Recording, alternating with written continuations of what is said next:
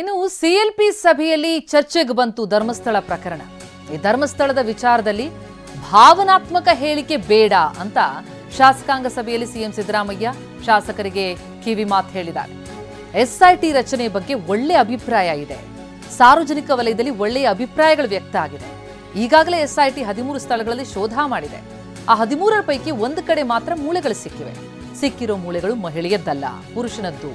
Social media ಚರ್ಚೆ ಬಗ್ಗೆ ಆತಂಕ. ಹಾಸ್ಪಿಟಾಲಿಟಿ ಕ್ಷೇತ್ರದಲ್ಲಿ ಜಾಗತಿಕ ವೃತ್ತಿಯ ಕನಸು ಇದೆಯಾ? ಜಾಗತಿಕ ಅಧ್ಯಯನ ಉದ್ಯೋಗ ಅವಕಾಶಗಳೊಂದಿಗೆ ಭಾರತದ ನಂಬರ್ 1 IIHM ನಲ್ಲಿ ಓದಿ ಪ್ರವೇಶ ಆರಂಭವಾಗಿದೆ. ಈಗಲೇ ಸೇರಿ. ಪಡಬೇಡಿ ಹೀಗಂತ ಶಾಸಕಾಂಗ ಸಭೆಯಲ್ಲಿ ಶಾಸಕರುಗಳಿಗೆ ಬುದ್ಧಿಮಾತು ಹೇಳಿದ್ದಾರೆ ಸಿದ್ದರಾಮಯ್ಯ.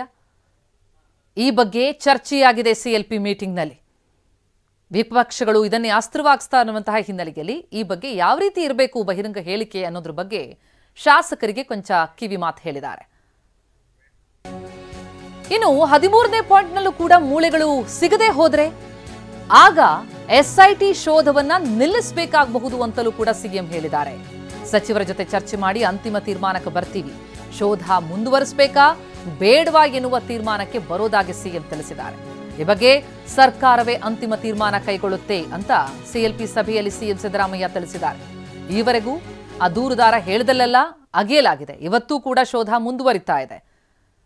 ಈ ಮಧ್ಯೆ ಕೆಲ ಶಾಸಕರುಗಳ ಹೇಳಿಕೆಗಳನ್ನು ಗಮನಿಸಿದಂತಹ ಸಿಎಂ ಯಾವುದೇ ರೀತಿಯಲ್ಲೂ ಭಾವನಾತ್ಮಕವಾದಂತಹ ಹೇಳಿಕೆಗಳನ್ನು ಕೊಡಬೇಡಿ, ಯಾಕಂದ್ರೆ ಎಸ್ಐಟಿ ರಚನೆ ಬಗ್ಗೆ, ಎಸ್ಐಟಿ ತಂಡದ ಬಗ್ಗೆ ಒಳ್ಳೆ ಭಾವನೆ ಇದೆ ಜನರಲ್ಲಿ.